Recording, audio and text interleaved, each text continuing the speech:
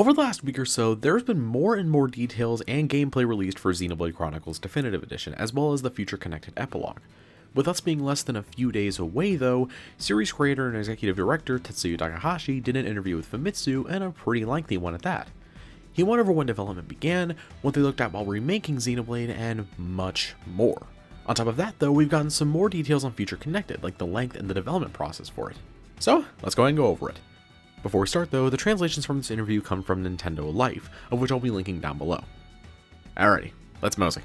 Let's start with some of the stuff that came from a small Takahashi interview from a little while ago, this being over a lot of Future Connected.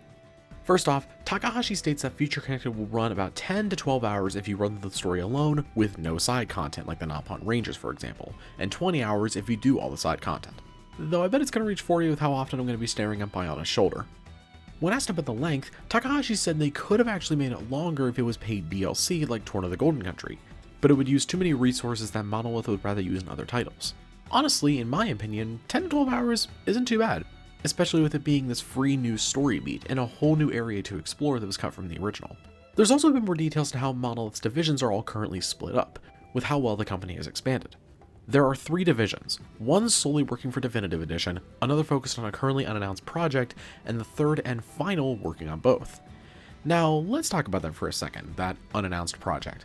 Now, I don't think this is the Breath of the Wild sequel that was announced at E3 last year. Monolith is most likely working on it considering they worked on the first Breath of the Wild, but it's been announced already, so it's not really an unannounced project. I wouldn't be surprised actually if it's that concept art from a couple years ago being made into a full game. This artwork from Monolith Soft was gorgeous and piqued mine and a lot of other people's interest. Either way, Monolith is working on something new, and I'm excited. Next up, we got some better clarity in how exactly the remastered music is going to work for Definitive Edition. According to Takahashi, Monolith wasn't able to re-record all of the music with an orchestra. Instead, they rearranged tracks and tried to improve on the sound quality. There's a bit more on this later, so we'll talk about it there. The final thing is, compared to Xenoblade Chronicles 2, DE has much better data compression and sound quality, which will hopefully make for a much smoother experience. Hey, as long as I can skip travel and the area actually loads, I'm okay with that. Alright, that's done. Let's go ahead and move forward to the big interview with Famitsu. The first question is, when did development on Xenoblade Chronicles Definitive Edition begin? Takahashi responded with, I remember we launched the project near the end of 2017, immediately following the release of Xenoblade Chronicles 2. At that time, development of Torn of the Golden Country was in progress, so production of both projects was simultaneous. A planning document was created while Xenoblade Chronicles 2's DLC was being produced, and was completed around May of 2018. We officially started development in August 2018 after development of Torn of the Golden Country wrapped up. I think in that sense, it can be said that both projects have been progressing alongside each other, but staff was divided 3 ways. Staff working on a new title, staff for Xenoblade DE, and staff working on both. It's honestly really interesting to see the development teams behind Monolith when it comes to making all of these games in my opinion, and it's great to see how much Monolith has actually grown as a company over time. Next question. Does the title Definitive Edition mean that it's the final version? Takahashi said, the title was decided after consulting with Nintendo. Since the game has been upgraded in several ways, it was difficult to decide. It's not like a deluxe edition giving the impression of additional content, but instead we decided on Definitive Edition, which is the final version which respects the original. Next question was, when remaking the game, what was the first thing you took a look at? Takahashi. Regarding the content of the game, in our eyes, there was already a sufficient level of content, so from the beginning, we decided to focus on the ease of play, clarity, and appearance. I mean, if 400 side quests doesn't please you, then I honestly don't know what will. First, if we look at playability, for example, if you have lost a certain number of times during a particular boss battle, or if you've died a certain number of times, the cannot beat the boss pop-up is displayed, and the strategy will be given via tutorial. When you return to gameplay, you will receive relief through effects such as completely filling up the party gauge. This is a new mechanic in Definitive Edition, and one that I actually really like, albeit I don't think I'll be using it. I've seen people who struggle with Xenoblade and die a lot early on, and it's understandable. The game is a good bit confusing at first and can be extremely overwhelming to newer players, so this is nice to those types. Going off of the wording, it seems like it might be tied to only boss battles though. Moving along, he then says, next for clarity, it's mostly focused on the user interface. We thoroughly reviewed elements ranging from the item display and transitions and took every opportunity to make it clear what is displayed and how to maneuver. Finally, appearance. This is mostly focused on enhancing the character graphics, which was one of our regrets in the original game. Originally, one of the trade-offs we had to make because of hardware limitations was the crispness of character graphics. In Definitive Edition, while there are still restrictions such as production cost and time, we decided to break those past limits and upgrade. In summary, this is a topic for the producer and the director, but generally, we wanted to clearly define what was good and what needed improvement. We meticulously planned all specifications for this project. In my opinion, I feel like they've done seriously a great job of this so far. The UI especially looks so much better in Definitive Edition than the original, as much as I love how the original game looks. DE looks a lot more clean and a lot better detailed.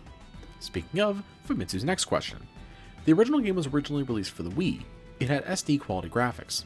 In this remastered version, are graphics, assets, and other elements newly recreated in HD? Takahashi said, unsurprisingly, production costs and development time are a limitation. There was no way to recreate everything from scratch. Bit of a weird translation here, so I think this is mostly trying to say that they were figuring out what they could recreate and what they couldn't. In particular, weapons and equipment, enemies and map models, amongst other assets, were limited to texture updates, and there were texture updates for shaders, the faces and hands of player and key characters, and new equipment and the Monado. We recreated cutscenes and facial animations for scripted scenes. Although a line was drawn, staff showed their commitment to the project, and assets such as enemy and map models that had not been initially planned to be upgraded received upgrades here and there. Although these updates aren't built from scratch, it would be nice if you can tell the difference. In my opinion, I think they've done a plain great job recreating the game here. I mean, I personally find the characters to look plain great, and the world in general looks breathtaking. Famitsu then asked, while updating the graphics to HD, the user interface was also being modified. Could you tell us the idea behind the changes and where they took place? Takahashi said, regarding the UI, in addition to being easy to understand, there was an additional concept, UI for a seamless experience. To this end, users would not be inhibited by the large amount of content being thrown at them. Navi Route shows you the way to the locations of quests. Chance Arts tells you the arts that meet special attack conditions with icons to let players boost their battle experiences. We've added these elements with the goal of remastering the content to convey the charm of the original game, including filters and favorite functions that allow the player to choose and sort their equipment. For what I can tell from gameplay and such, I think they've done a pretty solid job here of combating some of the criticism that many had about the first game. For example, questing could just be, plain and simply, long and tedious. Having to go to every single item orb for a collection quest until you found that right one was a pain, but now it's easier with a map telling you where that item is. The chance art system is something I also like as well, giving new players a bit of an easier time to understand some mechanics. Next up, this time a number of songs are re-recorded. Please tell us the reason and the criteria used to select these songs. Takahashi said, as I said previously, there were various restrictions due to this being a remaster. The same applies to music, and it simply wasn't possible to re-record all of them with an orchestra. Therefore, we prioritized the song list first and then recorded the highest ranked field and battle songs as live recordings using an orchestra. We had to take the budget into consideration as well, and upgraded the quality of other songs that couldn't be recorded live through digital means. We have improved the sound quality by relaxing the data compression in contrast to Xenoblade Chronicles 2. For event songs, if you change the tempo or scale of the song, a huge amount of work needs to be done to edit the original scene. The original version remains the same, but Engage the Enemy is used as is with virtually no changes. As it is a very popular song, it became the main theme of the new production record.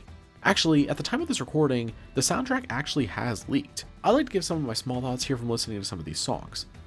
In general, I think they all sound pretty great, albeit I think some songs are actually better in the original in some aspects. For example, I think the vocals in Engage the Enemy are extremely impressive, like whoever did them did an incredible job, but also are a bit too loud and high-pitched, and also they sometimes can go on for way too long, which makes the vocals in the original, in my opinion, way better. The instrumental stuff though is plain incredible and is easily better than before. But hey, it's great they managed to re-record a good amount at all. Sure, I would have loved to have all of them, but even having this amount isn't bad. Famitsu then asked, aside from the graphics, UI, and music, is there anything else you changed from the port from the Wii? Takahashi said, I think it's very important not to alter game content such as story and battles, and as such, remains unchanged from the original. That said, there were new mechanics added. Autosave, casual mode, quest and landmark stacked EXP bonuses, advanced level setting that allows the player to level down at any time attack, event theater, fashion equipment, and more. I like the fact that they've decided to add all these new features, including leveling down, which so many people loved from Xenoblade 2 and wanted to see come back. When it comes to story stuff though, I'm not going to be surprised at all if there is some sort of reference to Xenoblade 2, what with the conduit and all, plus Alvis most likely being Antos. Famitsu asks about Future Connected, asking Takahashi to tell them about the concept behind the production and development of Future Connected. Takahashi's response just cracks me up. I'm only half joking here, but there was a lingering feeling of pity towards Melia. But really there were two reasons. First, it would appeal to existing fans and would continue the story towards the future of Xenoblade. And second, so we could finally show off the shoulder of Bionis, a map that didn't fit into the original game, but was perfectly suited for this role. First of all, I love the fact that Takahashi loves to admit that it's hard not to feel a tiny bit bad for Melia in the original, so I love that. But secondly, it does make me interested to see that this would continue the story towards the future of Xenoblade. Does he mean just the future of these characters, the future of the Xenoblade series as a whole? It's kind of exciting. But man, the biggest thing for me is I cannot wait to explore Biona's shoulder. When talking about the length, Takahashi said, "It took me about 10 to 12 hours to finish, so I think it will take players a bit longer to complete the first time. I'd say there's about 20 hours worth of content in Future Connected when you include side quests. When you develop DLC, you can increase the volume of the game even more, but with a remaster such as this, it's just too expensive, and if we put too many resources into developing it, it would have had an impact on developing our new game. We tried to balance the development to be compatible with these limits in mind. In my opinion, I think this is a pretty solid length overall. For an epilogue to the main game that's meant to be played after you beat the main story, I'm happy it's not ridiculously long. Still, though, we'll have to wait to fully judge this for ourselves when we actually play it. Only a few questions left, and this next one is this. I think there may be players who have already finished the original game and would like to play Future Connected immediately, but what kind of character level is needed to complete the scenario? Future Connected can be played from the very beginning, even without playing the main story at all. That said, since it is an epilogue of sorts, we recommend first-time players to play through the original game first. This makes even more sense when you take into account the beginning of Future Connected actually has scenes from the last 15 minutes or so of the main game. Also, for anybody curious, I believe the starting level of Future Connected is about 68. Famitsu then says, coincidentally, Definitive Edition released 10 years after the original. Fuck, I'm old. After this past decade, what is the impression you have when you look at the original again? Takahashi said, Xenoblade is a game that doesn't show its age, even when compared to work as recent as this year. How could such a game have been made 10 years ago? I think it was the combination of the enthusiasm and determination at that time when I felt we couldn't be allowed to fail. I'm convinced that such a thought produced a work that doesn't seem to age, even after these many years. I don't want to leave an impression that we only succeeded because of past mistakes, but from the perspective of production, it was a great driving force. The sales have been stable, and the brand has been well established. Of course, we're in a position to build things on a solid foundation, which leads to pride and self-confidence, but at the risk of falling into false successes or arrogance. We believe that the power to change without fear comes from failure. Xenoblade reminds us of that drive, and we are happy to be able to meet here again 10 years later. Finally, Famitsu ends it off by asking, is there anything you'd like to say to older Xenoblade fans as well as players who are going to be playing this game for the very first time? Takahashi says, Xenoblade was the starting point of new growth for Monolith Soft. This work is the culmination of the staff's determination and hope at the same time and those same feelings of the staff today. It shows the future of Monolith Soft. We hope old fans will feel the effort of our staff while new players will get a sense of our future.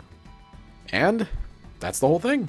At the time of this recording, we are only a couple days away from launch. I said this in my Returning to Bionis video, which I thank you all for the support on, by the way.